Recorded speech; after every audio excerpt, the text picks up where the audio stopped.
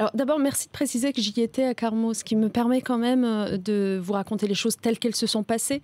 Moi, j'ai été très étonnée parce que d'abord, le président de la République a voulu aller au contact lui-même des habitants. Oui, quand il a vu, rappelons cette histoire, bien passé. Quand il a vu qu'il était effectivement hué, contesté, il est sorti de sa voiture pour aller au-devant des Français. Apolline de Malherbe, mais je sais que c'est ce qu'on a vu dans les images, mais ça n'est pas ce qui s'est passé. Alors, qu'est-ce que vous avez vu? Ce qui s'est passé, c'est qu'en effet, nous étions censés nous rendre en voiture jusqu'à la place principale de la ville où il devait déposer une gerbe.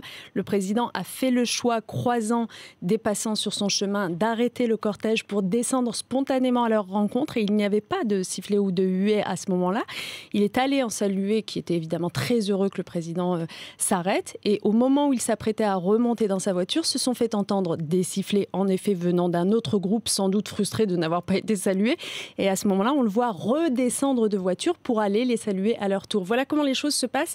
Façon de dire que parfois, on fait dire des choses aux images qui ne sont pas tout à fait la réalité. Mais le contact était ça rugueux. N'est pas grave. C'est vrai que dans les rencontres, il y a eu, et je les ai vus de près, des Françaises et des Français qui, pour certains, lui ont dit « Monsieur le Président, dans les efforts d'économie que vous êtes en train de faire en ce moment, même si on en comprend la nécessité, faites attention au pouvoir d'achat des petits retraités. »